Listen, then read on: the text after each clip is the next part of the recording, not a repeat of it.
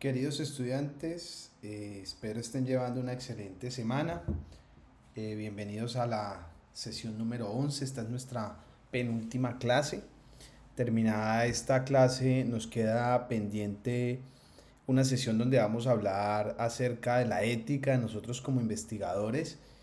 Vamos a revisar algunos datos históricos de otros investigadores que han desarrollado procesos de conocimiento donde ha sido utilizado ese conocimiento con fines incluso en contra de la humanidad, y cómo nosotros como investigadores y como generadores de conocimiento pues debemos tener presente esa ética que nos permite generar conocimiento que, al contrario de destruir, pues aporte a este mundo y a esta sociedad que tantos problemas le aquejan.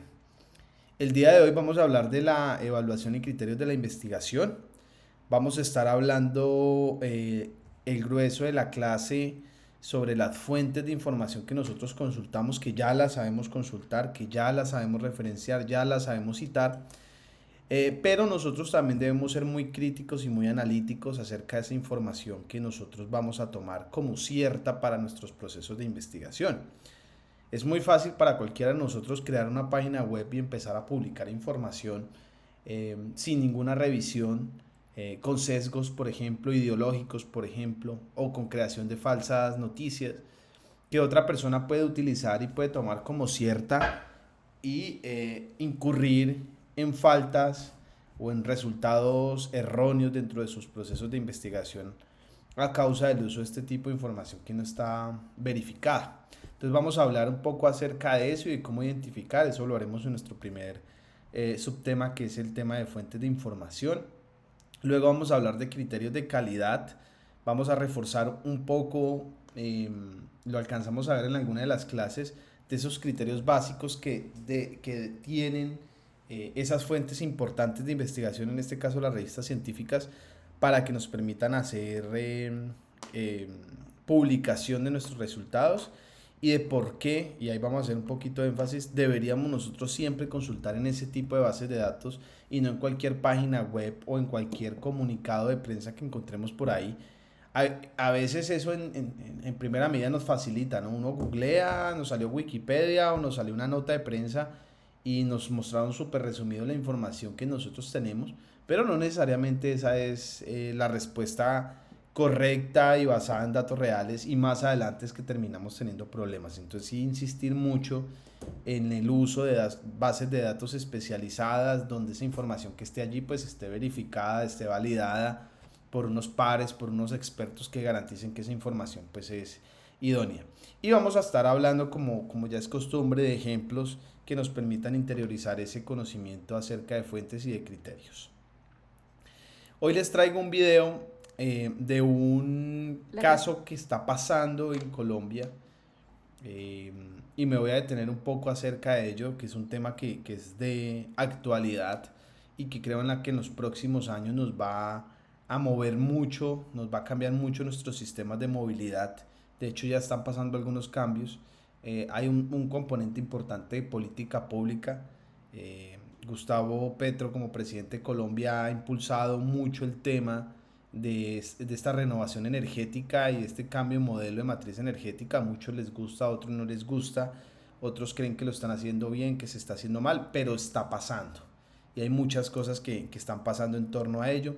Les traigo un video puntual, esto lo hace una cadena española acerca de uno de los muchos proyectos de hidrógeno verde, ahorita vamos a hablar un poquito más de ello, en Bogotá, donde Colombia de hecho está volviéndose referente en el uso y en el desarrollo de procesos de hidrógeno verde.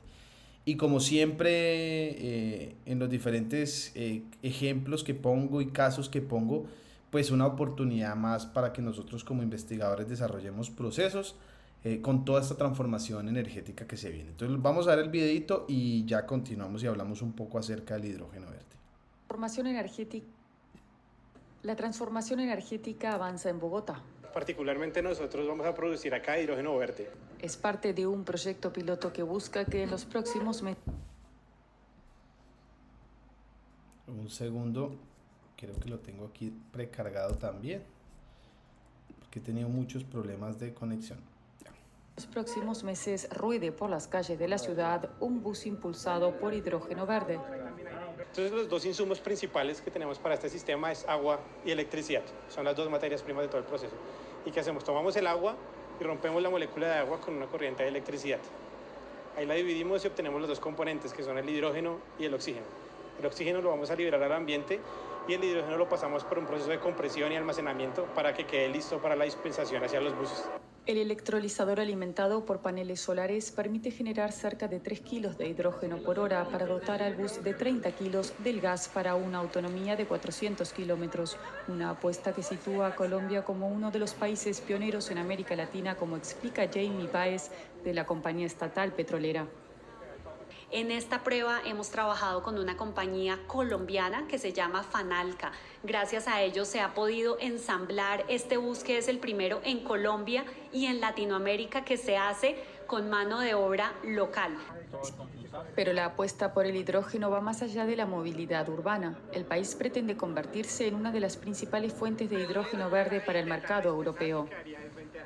El año pasado logramos que una agencia internacional de energía renovable por primera vez incluyera a Colombia en sus cálculos, y ellos determinaron que en Colombia tenemos la posibilidad de generar el cuarto hidrógeno más competitivo de todo el mundo.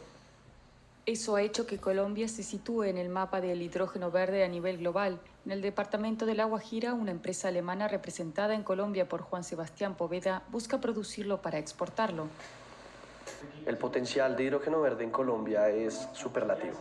De los pocos lugares del planeta donde puedes recibir mejor radiación y a su vez tener los mejores vientos del planeta, está localizado en la región norte del país, que es La Guajira. Las comunidades indígenas de la región deben ser consultadas sobre estos proyectos. Algunos de ellos tienen miedo de que se repita el mismo panorama que viven con la producción de carbón térmico. Una de las primeras solicitudes de las comunidades siempre ha sido la empleabilidad de la comunidad y cómo participan ellos y pueden enfocarse a entregar sus aportes a la construcción y al desarrollo de los proyectos. La investigadora Nadia Conbariza cuestiona las excepciones de impuestos sobre el hidrógeno verde y señala que la mayoría de los proyectos están pensando exclusivamente para la exportación de energía. Entonces aquí tendríamos algo muy similar, porque las tecnologías para producir hidrógeno no se están fomentando a nivel local. La mano de obra pues tiene que tener un conocimiento muy especializado y adicionalmente no es tan intensivo en mano de obra, tampoco es que vaya a requerir tantas personas. El objetivo de estos pilotos es despejar las dudas que aún se tienen en el país sobre la producción de hidrógeno. Es el futuro, pero ya lo empezamos a construir desde ahora, o desde hace mucho tiempo inclusive, porque hay muchas políticas que están encaminadas en que ya hay que descarbonizarnos, necesitamos reducir las emisiones. Que Bogotá pueda contar con buses impulsados por hidrógeno significará no solo una reducción en las emisiones, sino también que el país vea un futuro en la implementación de estas tecnologías. Bueno, acá un video muy interesante en torno al hidrógeno verde. Ojalá ustedes en sus tiempos libres puedan cacharrear y buscar un poco más de información acerca de este tipo de fuente de energía que es muy interesante. Cuando yo lo empecé a estudiar me llamó mucho la atención por el principio, ¿no? Básicamente lo que pretende esta tecnología es que, como ustedes saben, el agua, y lo vimos en química cuando estábamos en el colegio, es H2O, hidrógeno y oxígeno.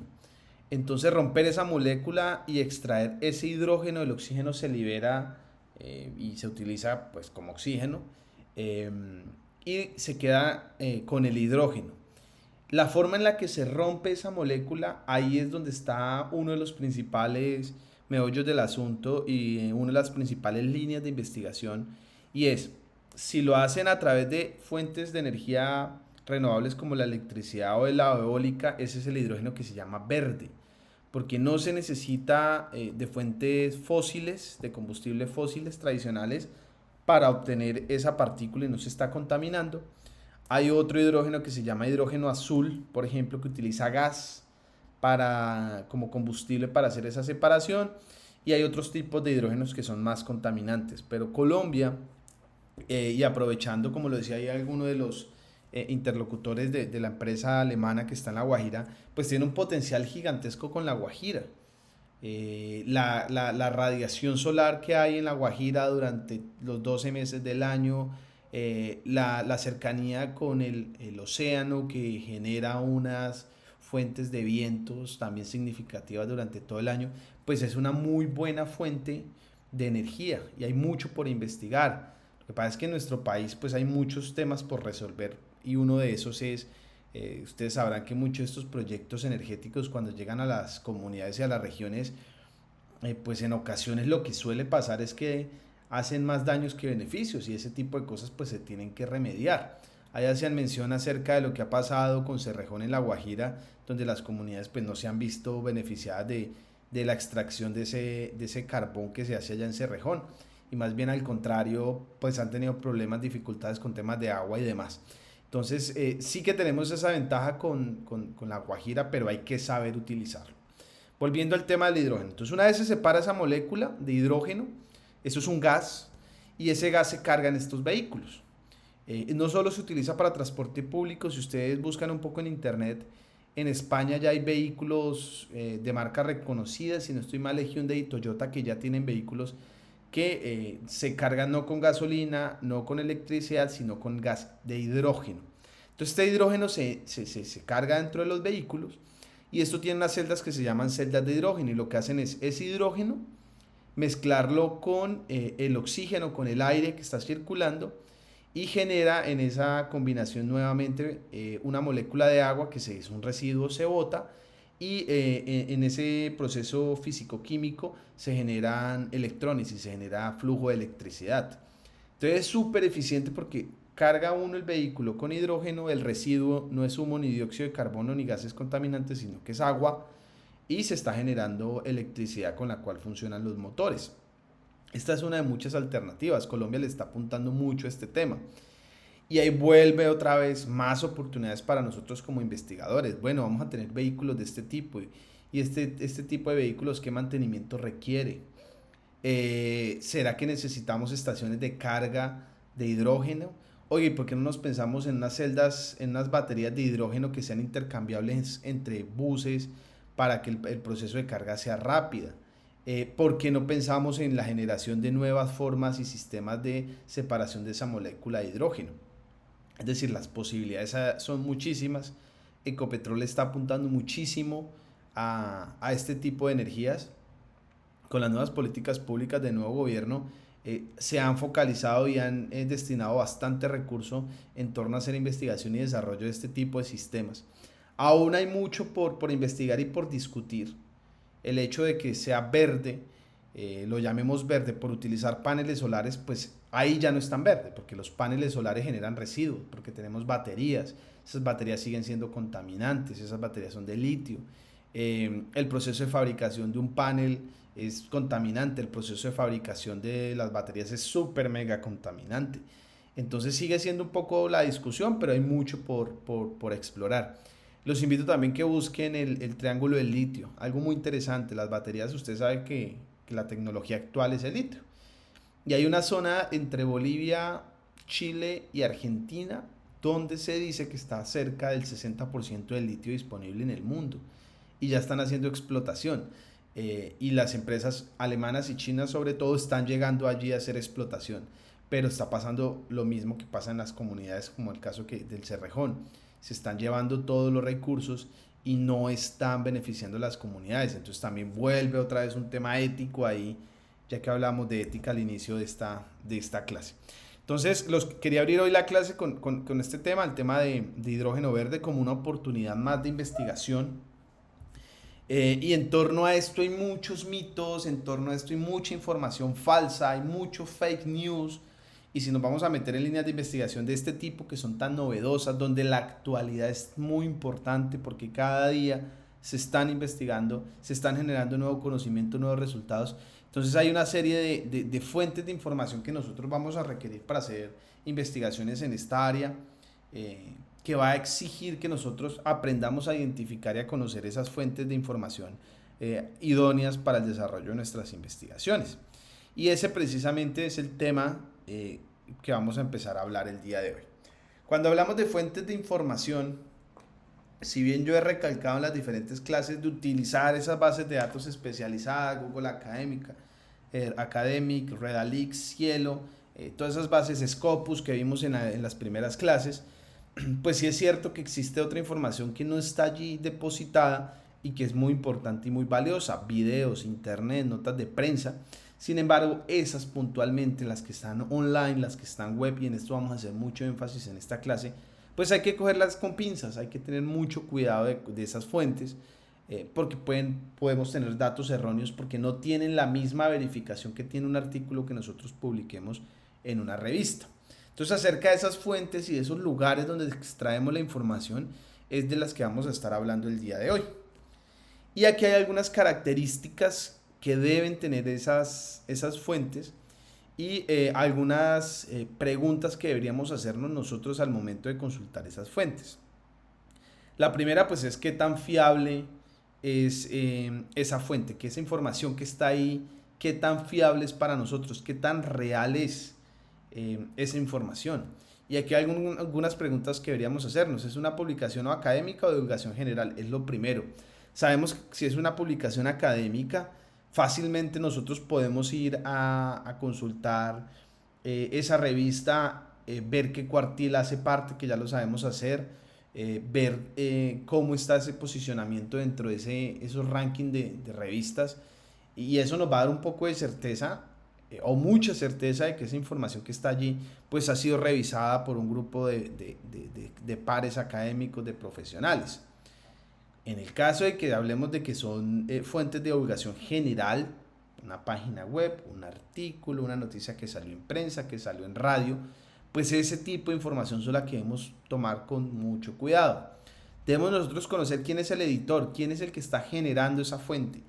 En el caso de medios de comunicación, es una fuente reconocida, es una fuente confiable, es una cadena televisiva que sea realmente juiciosa y estricta haciendo la búsqueda de la información, y más en la era digital, que ustedes pueden encontrar, sobre todo en temas políticos o en temas económicos, fuentes y estudios para soportar todo, tanto los que están a favor de la actualidad como los que están en contra, y van a encontrar medios de comunicación, publicaciones, revistas, publicaciones en revistas informativas, por ejemplo, que van a validar cualquier estudio.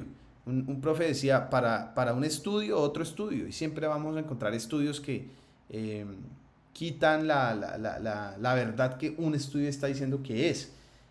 Pero entonces ahí es donde nosotros tenemos que ser muy cuidadosos en la búsqueda de esa información. Aquí en esta segunda pregunta hago un énfasis en el tema web, y es quién es el editor de esa página o de esa información web. Aquí hay algunos tipos de dominios. Cuando yo busco una página web, el .edu, el .co, el .gov, para quienes no sepan, pues es porque hacen parte de o una organización o de un sistema de educación. El .com normalmente es comercial, por eso es com. Es una entidad de persona jurídica que quiere hacer la venta, la comercialización de un producto, de un servicio, de un bien. El .edu es de educación. Si nosotros encontramos una publicación, por ejemplo, que diga universidadsanjose.edu.co o de la nacional.edu.co, pues eso ya nos empieza a nosotros a dar un poco de tranquilidad de que la información que está allí descrita pues tiene un soporte académico y que está generada por una fuente que tiene reconocimiento. Pero si el dominio es .net, por poner un ejemplo, rincondelvago.net, pues uno empieza ya a dudar, hombre, eso lo puede crear cualquier persona. Un .edu o un .org, que es el de una organización. Normalmente las organizaciones no gubernamentales o las ONGs suelen tener ORG. Ustedes consultan la ONU, por ejemplo, suele tener ORG o otras entidades no gubernamentales. Pues ya empieza uno a decir, oiga, esto es una organización seria que está detrás de esto, que está dando unos datos, que seguramente para llegar a esas conclusiones y para dar esa información, pues ellos ya hicieron ese ejercicio de verificación. Un .gov, que es gobierno, y los datos de gobierno, en teoría, a pesar de que también se equivocan, en teoría los datos de gobierno, cuando estamos consultando el DANE, que hicimos un ejercicio, Si ustedes se fijan dice .gov, o cuando consulten la página de MinCiencias, que también la hemos consultado, también va a decir .gov y hace referencia a que son datos de una página que pertenece a una entidad gubernamental. Y en teoría nosotros los ciudadanos, si vemos un dato erróneo que está allí, pues tenemos derechos y tenemos herramientas para decir, oiga señores, ustedes están equivocados y tienen que hacer esa corrección. Y por último, dentro de los ejemplos que traigo acá, para verificar esa fiabilidad de la información, pues está el .co, que para el caso de Colombia, .es para el caso de España, por ejemplo, .p para el caso de Perú, que también nos permite empezar a verificar esa información de dónde está proviniendo, de qué país. Pero si estamos en una página de Colombia y estamos publicando resultados de investigación sobre, por poner un ejemplo, energía nuclear, donde nosotros no tenemos plantas de energía nuclear, pues uno dice, oiga, como que no estoy en el lugar correcto y seguramente no es muy fiable esta información que se está produciendo en un país que nada tiene que ver con ese tema que yo estoy investigando. Y dentro de fiabilidad hay un gran ejemplo, esto es discutible. Yo soy un creedor de que los sistemas como Wikipedia, que son colaborativos, funcionan, pero que les falta aún muchos sistemas de control. Como ustedes sabrán, Wikipedia es una comunidad libre donde cualquier persona puede editar la información que allí está descrita. Y no hay que negarlo. Yo una vez tuve una discusión con un colega acerca de esto. Wikipedia nos ha solucionado el problema a muchos. No necesariamente a copiar y pegar exactamente lo que dice Wikipedia, pero sí para tener un contexto general del tema en el que estamos trabajando. Seguramente todos ustedes han consultado Wikipedia, pero Wikipedia hay que tener mucho cuidado, porque Wikipedia, al no tener un grupo editorial, pues básicamente lo que hace es que cualquier persona puede escribir y si algo está mal lo pueden editar. Sin embargo, se presentan algunos problemas o algunos inconvenientes en la información que allí describen. Aquí puse 3 de muchísimos, infinidad de ejemplos de errores que hay en Wikipedia. Entonces el primero es, por ejemplo, que Wikipedia mató a la reina Leticia en el 2011, es decir, que aparecía como si ya se hubiera muerto en ese mes. Lo mismo que Dani Marín, Ricky Martin, Bon Jovi, Miley Cyrus, Silvia Fominayas, no sé quién es, Michael Schumacher, por ejemplo. Y realmente estos personajes no se han muerto. Entonces, digamos, si nosotros estamos haciendo una investigación, por poner un ejemplo, de reinas o posibles reinas o familias reales, y preciso en ese momento vamos y consultamos Wikipedia y dice que la reina Leticia estaba muerta, pues ya desde ahí empezamos a tener una investigación errónea y que cuando vaya a pasar por un comité científico serio de revisión, pues nos van a decir, oiga maestro, ¿qué tipo de fuentes usted consultó? Que esto es totalmente falso. Acá hay otro ejemplo y esto es de una ministra de Cultura española. Durante unas horas la ministra de Cultura, Ángeles González, figuró como la ministra de la Incultura. Imagínense donde nosotros estemos haciendo una investigación sobre sistemas políticos, por ejemplo, donde, yo qué sé, comparte monarquía y sistema político como España, por poner un ejemplo. Y estemos listando los ministerios que tienen este sistema de estudio como es el de España y nos encontremos que tienen una ministra de la Incultura y se nos vaya nuestro proceso de investigación, pues eso queda terrible. Incluso aquí hay otro ejemplo ahí en ese mismo segundo párrafo que le cambiaron la foto de Cristóbal Montora, que era un ministro de Hacienda en ese momento, y le cambiaron la imagen por Chuck Norris, un actor. Entonces, si nosotros decimos y creemos que todo lo que está allá en Wikipedia es verídico, pues empezamos a incurrir en fallas y faltas a la verdad. Acá hay otro ejemplo. En el 2006, David Beckham, durante unas horas apareció en Wikipedia que era un arquero de origen chino muy relevante durante el siglo XVII. Nada que ver con la realidad. ¿Qué tal nosotros, por ejemplo, haciendo información sobre figuras del fútbol de Oriente Medio, o de Oriente, perdón, y estemos consultando y nos salga que David Beckham es chino? Pues nada tiene que ver. Incluso aquí hay otro ejemplo con James Rodríguez, que todos conocemos. Durante un tiempo en Wikipedia apareció que era un piloto de la Fórmula 1 y que incluso era de los mejores pilotos que había tenido la Fórmula 1.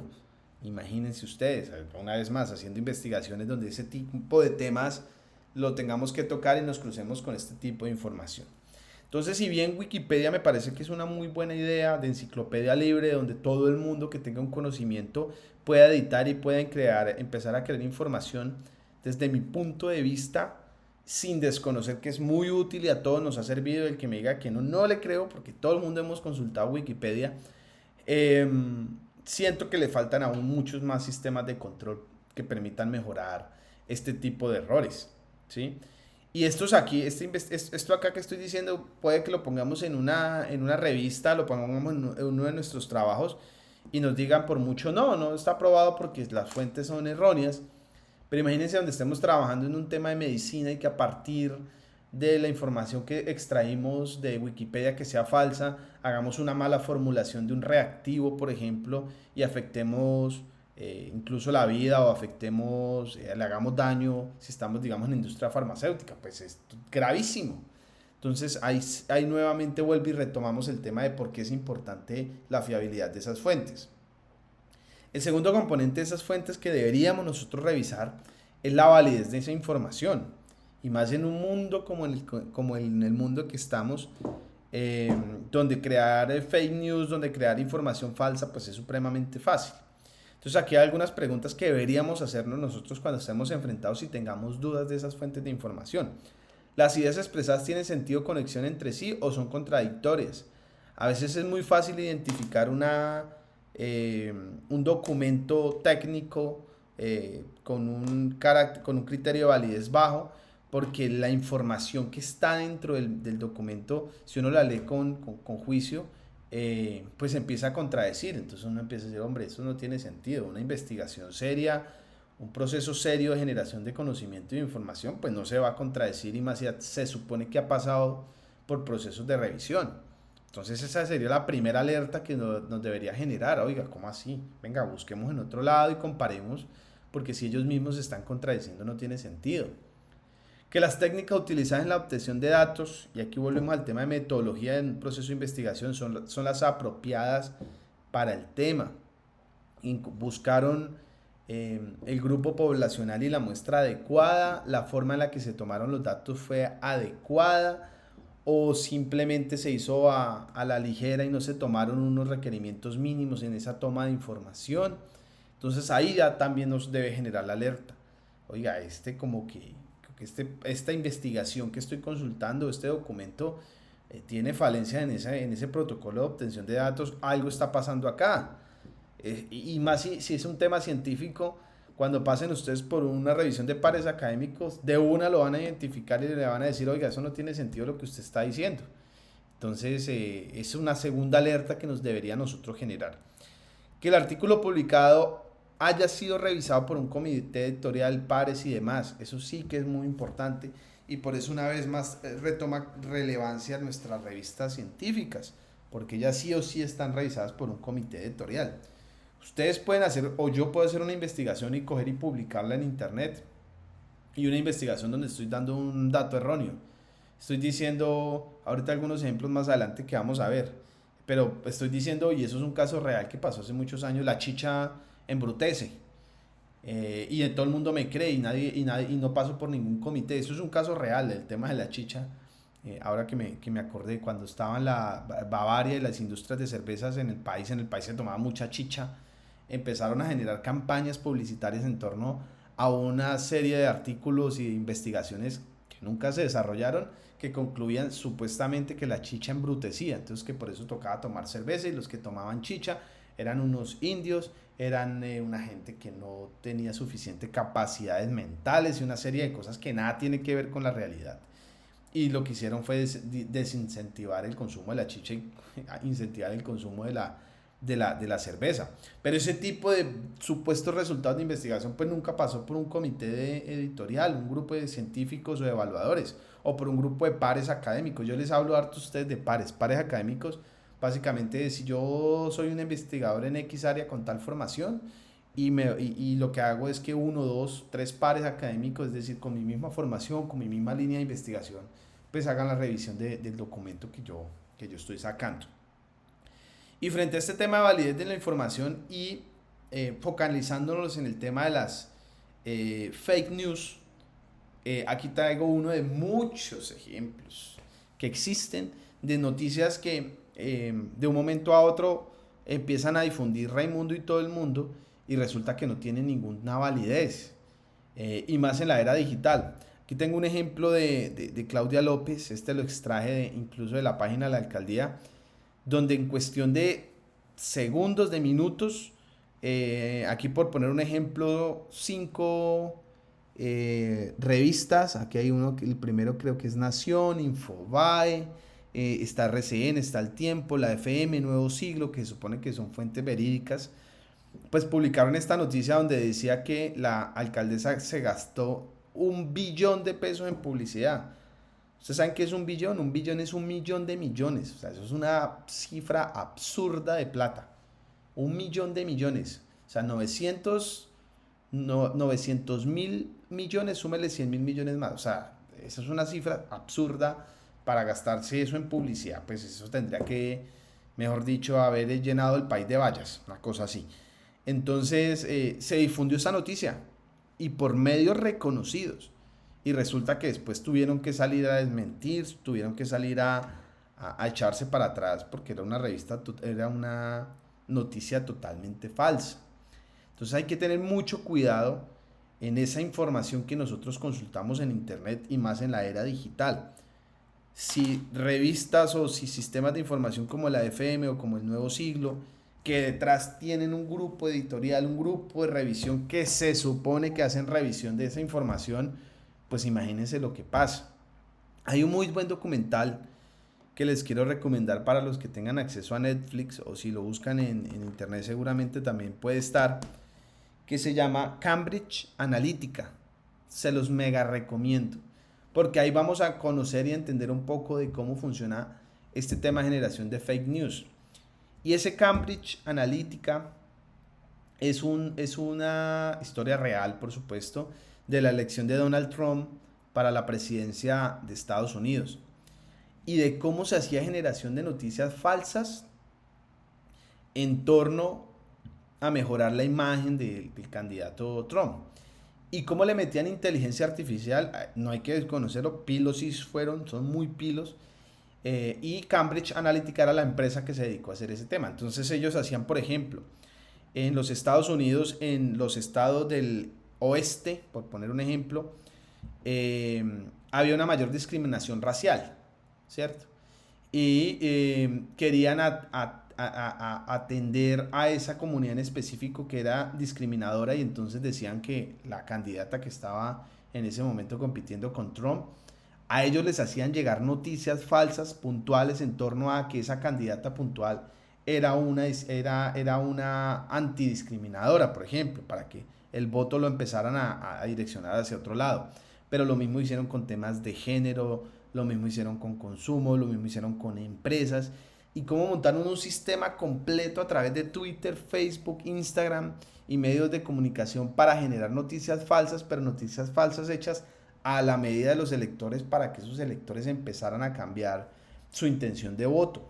Y cómo en teoría, y yo creo que esa teoría es real, a través de este tipo de estrategias fue que lograron llevar a Donald Trump a la presidencia de los Estados Unidos. Se la súper recomiendo para que le den una revisadita a ese documental Cambridge Analytica. Entonces, frente al tema de la viabilidad de la información, pues tenemos que tener mucho cuidado de que esa información que esté allí pues sea viable. Y más cuando consultamos páginas X. Si ustedes hagan el ejercicio, busquen el tema que ustedes quieran en Google, caída del precio del dólar, metabolitos secundarios, agricultura urbana en Colombia, y van a encontrar muchísima información, muchísimas páginas, no solo de noticias y de prensa, sino de páginas X, que ellos con tal de que tengan flujo de personas consultando y ponerle a ustedes publicidad mientras ustedes están en ese flujo de leyendo esa información, pues ponen información X para que la gente entre. Sabrán ustedes que una de las formas de monetizar a través de internet pues es la generación de publicidad. Si usted tiene una página web donde mucha gente entra, porque sí, porque están detrás de información científica, entonces usted monta una página web ahí medio bonita, medio bien diseñada con información científica de un tema específico la rankea y hace que la gente entre a consultar esa información, así sea falsa, o sea sin ningún tipo de verificación, pues las empresas de publicidad a través de internet le empiezan a pagar para que usted permita en su página web que aparezcan publicidades a los lados derecho, al lado abajo, al lado inferior. Ustedes se han dado cuenta que uno entra a muchas páginas, están llenas de publicidad. Y si las personas que entran le dan clic a la publicidad, eso le genera al dueño de esa página unos centavos de dólar. Entonces hay muchas páginas que se dedican a generar mucha información con el único fin de que la gente entre, consulte y que al hacer la consulta encuentre publicidad y se vaya al tema de publicidad. Y ahí están generando recursos.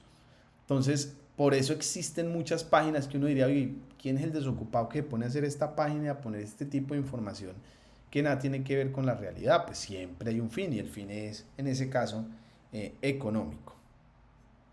Exactitud. Podemos encontrar buena información, pero cuando vamos a consultar esos datos que están allí, pues no son exactos. Pueden ser incluso reales. Incluso la fuente puede ser una fuente seria, organizada, pero la exactitud de la información que está allí detallada no es la que nosotros requerimos. Y en muchas áreas de conocimiento en las que nosotros estemos investigando, pues la exactitud es muy importante y es clave para nuestra investigación, porque si partimos con datos que no son exactos, que varían frente a la realidad, pues podemos incurrir en procesos de investigación con resultados que no van a ser exactos y ni van a ser confiables. Acá hay algunas de las preguntas que deberíamos hacernos para revisar o entender o empezar a poner en duda la exactitud de la información de esas fuentes que estamos consultando. El primero es que si se indica qué fuente de información se ha consultado. Y de esto hemos hablado muchísimo acerca de la generación de esos créditos y decir dentro de los procesos de investigación de dónde salió esa información, de dónde viene esa información. Si esa información que nosotros estamos poniendo allí es verídica, pues tenemos que poner de dónde viene esa información. Si no, entonces estamos posiblemente poniendo información falsa. Y de esto sí que encuentra mucho en la web una información. Un montón de datos. Y nunca dice, oiga, estos datos son extraídos del DANE, estos datos son extraídos de la Organización Mundial para la Salud, sino que simplemente son datos que se están poniendo, que la tasa de muerte de cáncer por pulmón por consumo de cigarrillo es baja. Bueno, pero ¿según quién? ¿Dónde está la fuente? Usted está diciendo que esa información es real. ¿Dónde está la fuente si es real? Pero si dice, según la Organización Mundial de la Salud en su informe, no sé qué tal, dice que el porcentaje es tal, pues ya esa es una información que es más exacta, que tenemos una fuente en la cual nosotros podemos ir a verificar. Sobre todo en áreas de conocimiento donde no hay mucha información, que aún hay muchas. Por ejemplo, el tema del hidrógeno verde, que es algo relativamente nuevo. Cuando nosotros vamos a consultar información, si bien hay investigación, aún hay mucha información que no es exacta y que los investigadores o las personas que hacen publicación de información, con simplemente atraer la atención de los investigadores de esa área de conocimiento, pues ponen datos que carecen de exactitud. Entonces hay que tener mucho cuidado en ese tipo de áreas. Ahorita igual vamos a ver algunos ejemplos que tenemos del tema de la importancia de la exactitud. Puede ser contrastada y verificada. Es decir, si esa información que está allí consultamos con otra fuente y esa otra fuente hace la constancia de que esa información es real, pues hombre, ya si 2, 3, 4, 5, 6 fuentes dicen la misma información, ya eso nos da certeza a nosotros como investigadores que esa información es real, que la podemos verificar, y por eso una vez más es importante la fuente. Si no tiene fuente, ¿cómo vamos a verificar que esa información es real? Hay que tener mucho cuidado con los aficionados a ChatGPT, los que utilizan ChatGPT para hacer investigación. Creo que ya he hablado varias veces de ChatGPT. Los que nunca han consultado ChatGPT, vayan y consulten ChatGPT, créense una cuenta y cacharrele, que hay muchas cosas buenas, pero hay muchas cosas malas. Y resulta que es que con ChatGPT, por ejemplo, últimamente se está dando que uno le pide algo, él da la información y da una información extensa sobre un tema que uno está investigando, y le dice, deme la fuente, ¿usted dónde sacó esta información? Y él le crea una fuente. Y va uno a revisar esa fuente y esa fuente no existe. Y casos como eso hay muchísimos. Imagínense donde ustedes se confíen, pongan eso en su documento, en su artículo científico, por ejemplo, pongan esa fuente que ChatGPT les entregó y después vaya alguien a hacer la verificación de esa información y resulta que esa fuente no existe.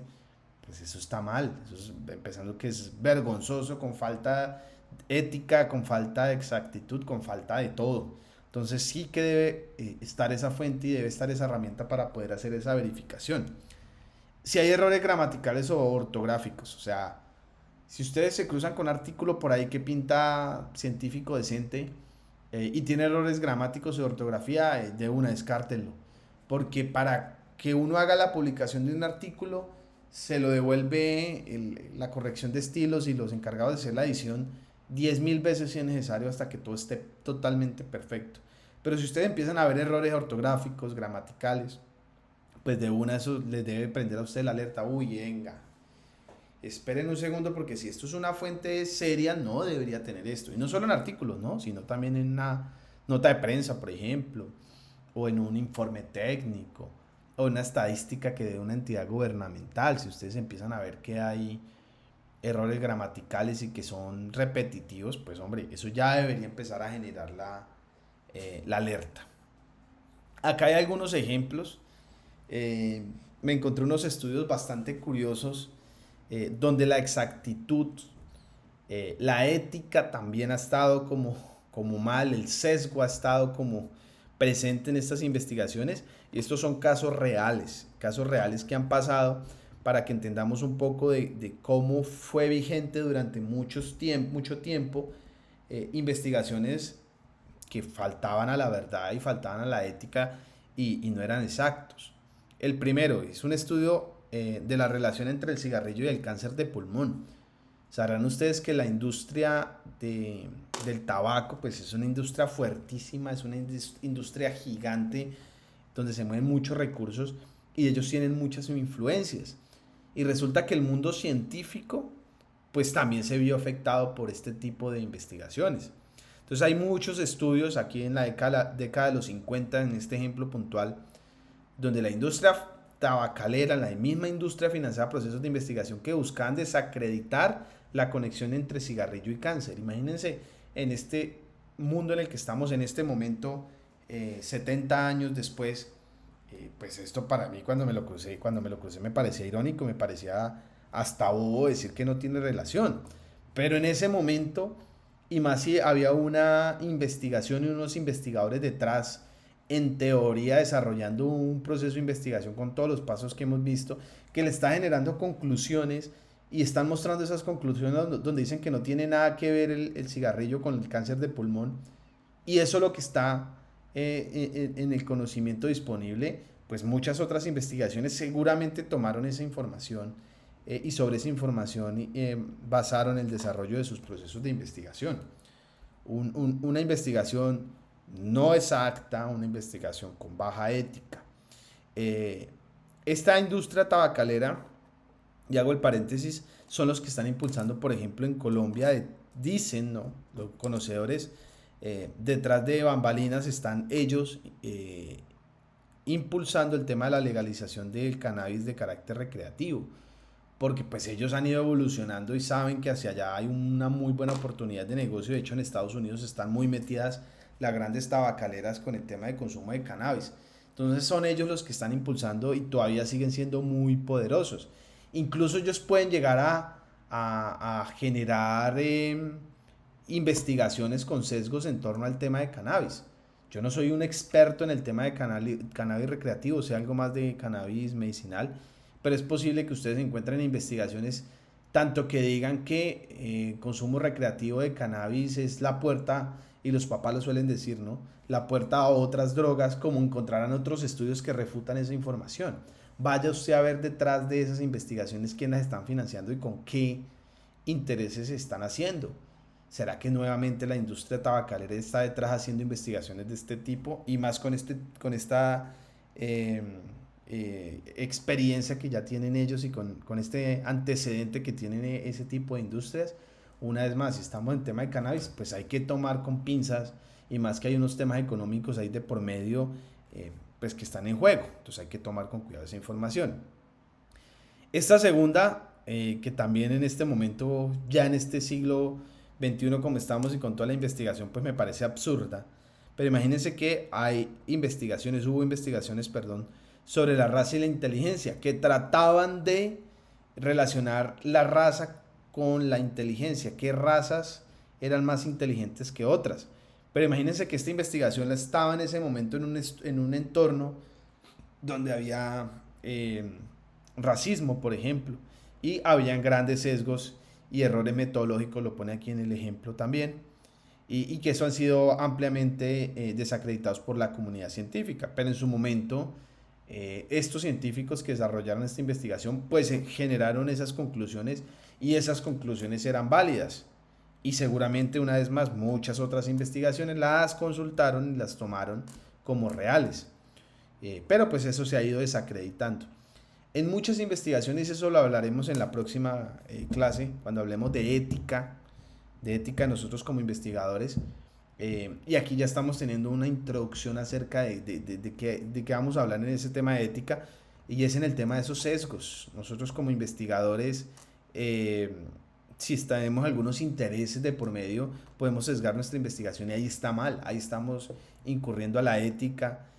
Como investigadores, nosotros deberíamos ser como los jueces, imparciales, y el resultado que dio, nos guste o no nos guste a nosotros. Cuando ustedes están haciendo emprendimiento de base tecnológica, ahí sí que es más difícil aún. Yo he visto emprendedores que dicen, no, mire, mi producto es un producto, le pongo un caso real, no voy a decir el nombre del producto, pero lo conozco de primera mano.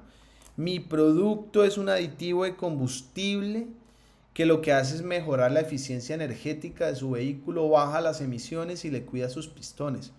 Y es hecho a partir de alcanfor.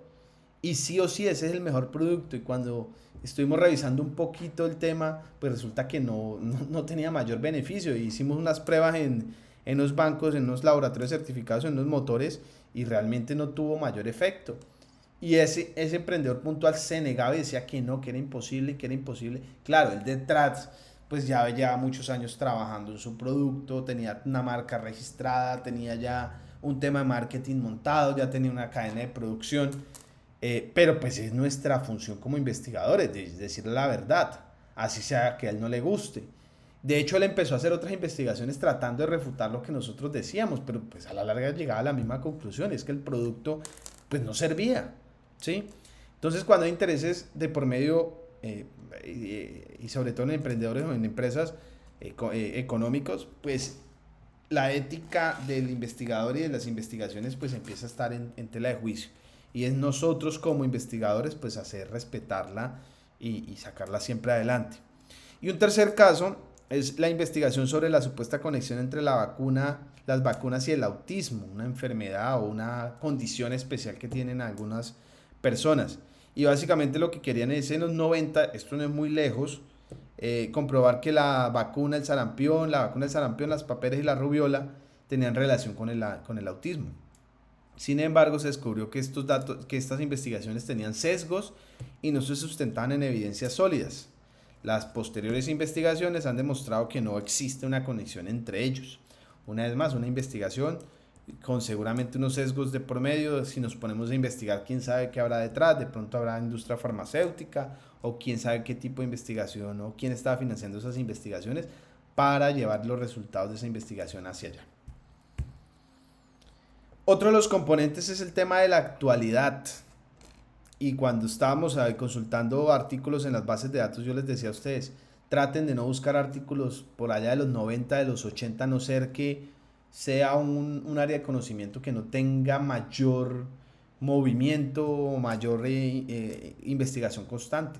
Pero hay que tratar de buscar datos actualizados, y sobre todo en áreas de investigación donde los datos actuales, estadísticos, por ejemplo, pues son muy importantes y nos pueden cambiar los resultados de nuestro proceso de investigación. Entonces, acá hay algunas preguntas que deberíamos hacernos para ver si nos genera alertas. ¿Cuándo se editó y se publicó esa información? ¿La información está vigente? ¿Está actualizada? Si no lo está, dependiendo del área de investigación, creo que aquí tengo unos ejemplos, sí, de áreas de investigación donde es muy importante el tema de la actualidad de esos datos. En el caso de publicaciones web, o una vez tocamos nuevamente el web, sabemos cuándo fue la actualización de esa información por última vez. A veces eso es dificilísimo, y sobre todo en estas páginas que les hablaba hace un rato de que el único fin que tienen es de atraer lectores para temas de publicidad, encontrar esa fecha en la que se publicó. Una página seria en la parte de arriba dice nota de prensa del 23 de julio del 2023. Lo dice grande o lo dice al final, o es súper fácil para el lector encontrarlo. Pero si cuando vamos y leemos una información y no encontramos la fecha de cuando dijeron esa información por ningún lado, eso ya nos debería empezar a generar la alerta, porque ahí lo que están es tratando de ocultar la actualización. Si es una fuente seria, pues va a tener la fecha, porque no tendría por qué ocultarla. Y por último, si la actualidad es importante para el tema en el que estemos trabajando. Y aquí traigo 3 ejemplos de estudios o de áreas de conocimiento donde sí que es muy importante los datos actualizados. Algunos de estos temas o áreas de conocimiento ya la hemos tocado en algún momento cuando hablamos de Big Data. Recordarán ustedes que tocamos estos 3 áreas puntuales. Una, el cambio climático, el constante cambio que existe en temas de temperatura, gases como el dióxido de carbono, el deshielo, el material particulado, la radiación solar, los niveles del mar, los vientos. Es decir, hay una serie de factores que están en constante cambio, en constante actualización. Entonces, si nosotros estamos desarrollando proyectos de investigación en torno a cambio climático, pues ahí sí que es importantísimo poder tener esas fuentes en tiempo real o esas fuentes actualizadas. ¿Qué tal nosotros haciendo pronósticos de cómo se va a mover la economía de los aires acondicionados en Barranquilla, por poner un ejemplo, y cuáles oportunidades de negocio hay en torno a ello, revisando datos de los años 80? Pues nada va a tener que ver con la realidad y con la perspectiva que tiene lo que va a pasar en esa área puntual de conocimiento. Otro, en el tema de salud pública y epidemias. Aquí es súper acelerada la generación de brotes de enfermedades. Ya pasamos COVID y después de COVID han salido muchísimos brotes de nuevas virus, de nuevas bacterias que constantemente están saliendo y que la industria farmacéutica está trabajando para atacarlas de forma rápida y acelerada, y no solo la industria farmacéutica, sino también los sistemas de salud públicos y privados. Entonces, si estamos en un tema de investigación de salud, pues los brotes, las pandemias, los estudios que se están haciendo de salud, las bases de datos de contagios, tasas de incidencia, factores de riesgo, toda esta información, pues la requerimos actualizada, y debe ser actualizada para que tengamos una investigación de calidad. Y esto lo saben los editores, los revisores de componentes editoriales dentro de las revistas científicas. Pues, si yo soy un par evaluador y he sido par evaluadores en algunos congresos, pues uno lo primero que mira, dependiendo del tema, oiga, pero este man está tomando datos viejos, ya después de eso han publicado y eso ha cambiado, pues hombre, de primera uno descarta ese artículo científico, ¿no, maestro? Vaya, consulte datos actualizados, porque el mundo ha cambiado muchísimo en esa área de conocimiento puntual. Otra área es el tema de economía y mercados financieros, sin lugar a dudas.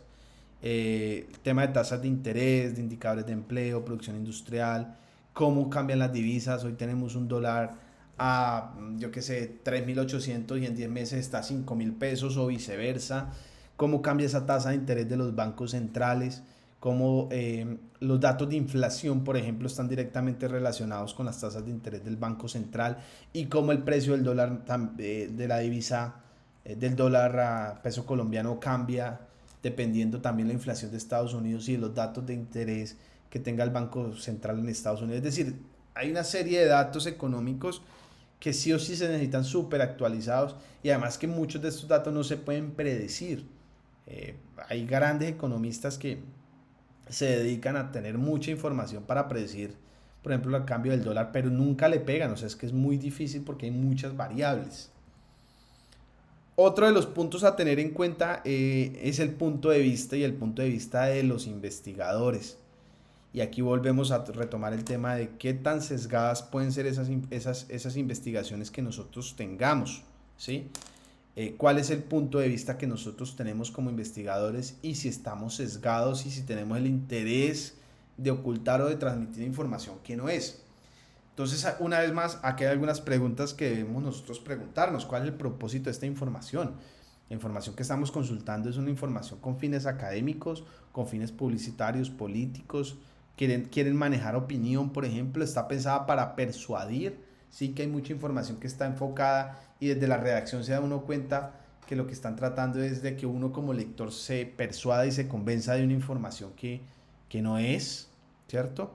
Se ha ocultado información de forma deliberada, de forma consciente. No están los datos completos, sobre todo en temas de prensa, esto sí que se ve.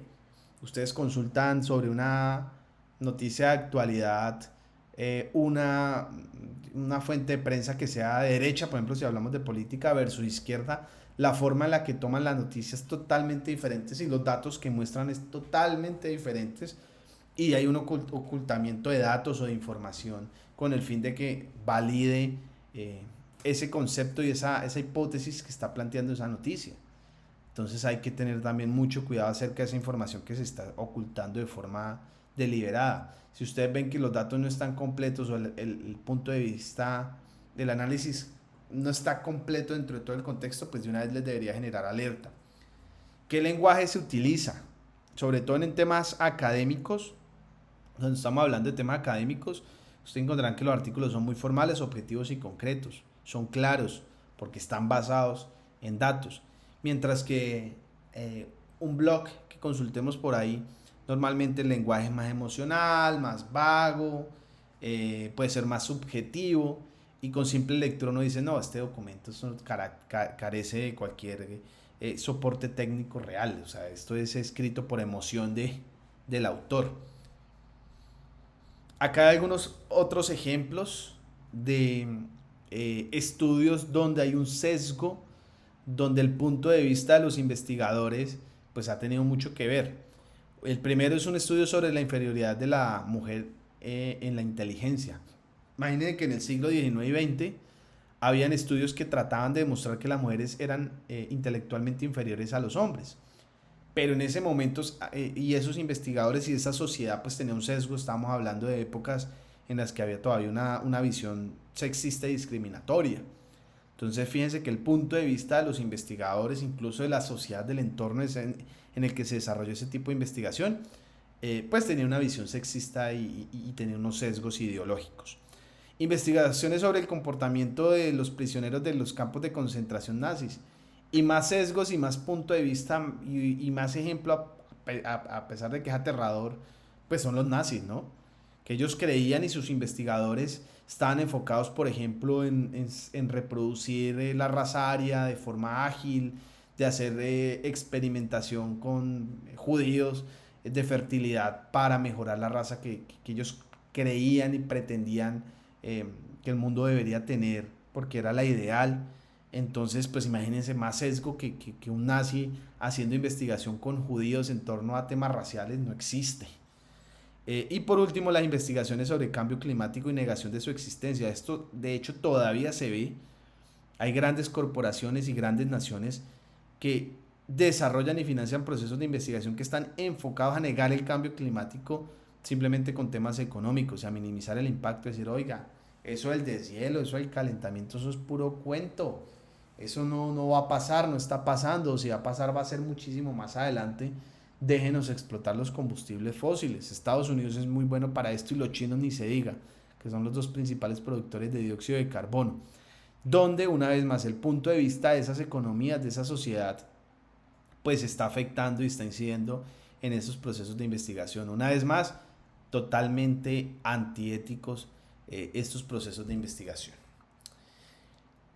Quise hacer una sección especial para el tema de las fuentes de verificación electrónicas, es decir, el tema de páginas web.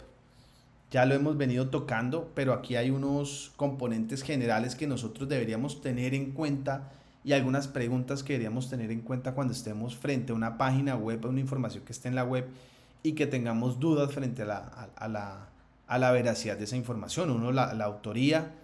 Acá hay algunas preguntas guías, voy a leer algunas, les dejaré también este documento dentro del aula por si lo quieren revisar con un poco más de calma, posiblemente puede llegar a salir dentro del parcial. Está claro quién es el autor proporciona datos fiables, el autor da a conocer su currículum, eso sí que es importante. Si nos están hablando de maternidad de gallinas, pues tiene que ser un experto en gallinas, no va a ser un astronauta dándonos información de maternidad de gallinas. El currículum sí que es importante para conocer acerca de que esa información que está allí plasmada pues tenga autoridad a la persona que está hablando. Indicar de quién son los derechos de autor, a veces en eso incurrimos mucho los investigadores. ¿Cuál es el propósito? ¿Con qué fin está haciéndose esa información? ¿Cuál es el alcance de esa información que se está tocando allí? Los temas que se tratan, si se tratan a fondo, tienen simplemente una revisión superficial y con baja fuentes de verificación. Si es actual, aquí aparece la primera pregunta y lo que les decía hace un segundo, aparece la fecha del contenido. Si están en web y usted no ve en fecha, a primera vista salgan de esa página porque seguramente no es fiable. Aparece la fecha de la última actualización. Funcionan los enlaces, esa es otra. Uno ve un montón de enlaces. Dice tal fuente del DANE puede consultar aquí. Y va uno y le da y lo manda para una publicidad de Ron. Pues eso no tiene sentido. O sea, esos enlaces y ese contenido que no está acorde con lo que dice allí, pues de una vez nos debería a nosotros generar la alerta. ¿A quién va destinada esta página web? Si nosotros estamos estamos investigando sobre cannabis y hay una página web que dice Asociación Colombiana de Padres en contra del Cannabis, que nos va a llevar a nuestros hijos a que el consumo de drogas, pues es posible que esa información que esté en esa página esté enfocada para una comunidad en específico y que esté de pronto sesgado, no lo sé, la información que esté allí. Entonces hay que entender un poco hacia quién va destinada. Por eso es muy importante esas extensiones que veíamos al inicio de la clase, el .web, el .com, el .edu, el .gov, el .co del país. Eso también nos facilita, es una herramienta y un tipcito para facilitar ese entendimiento de la información que está allí. ¿Qué tan exacta es esa información? Se indica la fuente de información, ya lo hablamos a detalle. Existen algunos errores, ya lo hablamos a detalle. La legitimidad, es fácil navegar por la web, está bien estructurado el contenido, visualmente es agradable. Uno se encuentra con páginas horribles donde la letra es chiquita, grande, imágenes desactualizadas, sin pixeladas. De una eso nos debería de generar alerta. Por muy bien que la información que allí aparece nos parezca muy correcta, pues nos debería generar la alerta. Y por último, la utilidad de esa información, satisface mi necesidad de información, esos datos que estoy revisando realmente son los que son útiles para mi investigación. Y por último, y ya para casi cerrar esta clase, hablando del tema de criterio de evaluación, quería hacer este paréntesis en torno a profundizar un poco acerca de esos criterios de evaluación que nos certifican a nosotros como investigadores que esa información que está publicada en revistas científicas pues tiene una revisión. Y aquí traje un ejemplo, la vez pasada les mostré un ejemplo de un evento, no sé, me recuerdo si Invitec o Cipress, uno de los que yo hago parte como evaluador. Y aquí les traje otra, que es la Revista Colombiana de Educación, una revista que es de la Universidad Pedagógica. Aquí está la página web y les quería mostrar varias cosas. Primero, las palabras claves que tiene esta revista para que las encuentren, el número de visitas que tiene la revista, en qué bases de datos está esta revista. Mire que aquí están algunas que hemos hablado: Cielo, Scopus, está por Publindex, indexada por MinCiencias, y como las bases de datos que les da reconocimiento. Y esto que es muy importante y que ustedes apenas lo vean, seguramente, espero, todos de una vez sepan de qué estamos hablando. Está diciendo que es una revista del cuartil 4 dentro del ranking SJR. Eso lo vimos en la clase anterior. Es decir, que es una revista, si bien seguramente hay revistas mejores que están en el cuartil 3, 2 y 1, como lo hablamos, pues es una revista que está categorizada. Seguramente ante MinCiencias hablamos que las que están en el cuartil 4 son B, seguramente categorizada, en C, dentro de MinCiencias. Y aquí descargué la ficha con la que evalúan los artículos que se presentan acá y que se quieren publicar. Esto lo evalúan una serie de pares académicos, no solo un evaluador, sino varios. Y quería mostrarles aquí rápidamente todos los componentes que ellos evalúan. y esto lo pueden devolver, a usted le pueden devolver el artículo 10.000 veces. Entonces, si usted está investigando sobre temas de educación, por ejemplo, un tema de educación innovadora, o temas de, yo qué sé, de STEAM, de nuevos métodos de investigar, de enseñar, o gamificación, y quiere un artículo publicarlo acá, pues acá hay una serie de cosas que le van a preguntar, que le van a calificar, perdón: la estructura del artículo, la claridad y fluidez del artículo, la pertinencia de los gráficos, la citación adecuada cuando hablamos de normas APA, el rigor teórico, el manejo de los términos y conceptos, el uso de referencias adecuadas y actualizadas, la metodología que utilizó para el estudio. Le van a evaluar si el artículo puede ser publicado o no publicado. Y eso, que esta es una ficha bastante básica. Hay unas fichas muchísimo más complicadas y elaboradas para la revisión. Pero este tipo de fichas y este tipo de evaluaciones que hacen pares académicos son los que nos dan a nosotros certeza de que esa investigación que está allí descrita pues tiene validez y debería ser para nosotros creíble y útil para nuestra investigación. Para cerrar el día de hoy, les traje un colombiano más. No sé si ustedes lo conozcan, seguramente Prati sí lo conocen. Prati está inundado de publicidad por todo lado, pero Prati, si no lo saben ustedes, de un colombiano que se llama Freddy Vega, que es este muchacho que está acá, que la ha estallado con esa plataforma de conocimiento, de esa plataforma de capacitación online, donde básicamente ustedes con unos recursos relativamente bajos pues pueden acceder a muchos cursos complementarios de capacitación. Yo creo que la formación universitaria es esencial. Todo el mundo, Dios nos diera la oportunidad de pasar por una universidad para empezar a crear esas redes neuronales y esas estructuras mentales que nos van a facilitar expresarnos, construir soluciones, que eso todo eso lo aprende uno en la universidad y a veces uno no es consciente de eso, pero siempre hay que tener un ejercicio de complementariedad en temas de interés que nos interesen. Entonces Prati es una muy buena plataforma para adquirir esos conocimientos complementarios. Él ya está pues a nivel mundial muy bien rankeado, vale un montón de plata esa empresa, y es una empresa colombiana con un apasionado emprendedor que dijo: oiga, acá hay una oportunidad, investiguemos cómo podemos hacer, y constantemente están siendo muy innovadores, generando contenidos y formas de enseñanza a través de la plataforma para que el conocimiento que adquieran los estudiantes pues sea apropiado de una mejor forma. Los invito a que cacharreen, busquen un poquito también acerca de la plataforma, de la historia de Freddy Vega, que es bastante interesante. Está asociado con una persona de Guatemala, han desarrollado inversión en su plataforma en su mayoría en Estados Unidos, pero pues es talento colombiano. Hasta aquí la clase del día de hoy. Ya nos resta nomás la última sesión, donde vamos a hablar del tema ético. Ya se nos van acabando las sesiones y espero pues en ese tema ético retomar algunos de los temas que tocamos hoy.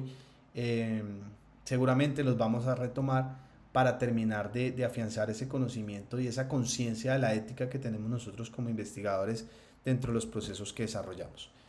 Como siempre, es un gusto acompañarlos y espero este conocimiento sea útil para ustedes. Muchas gracias.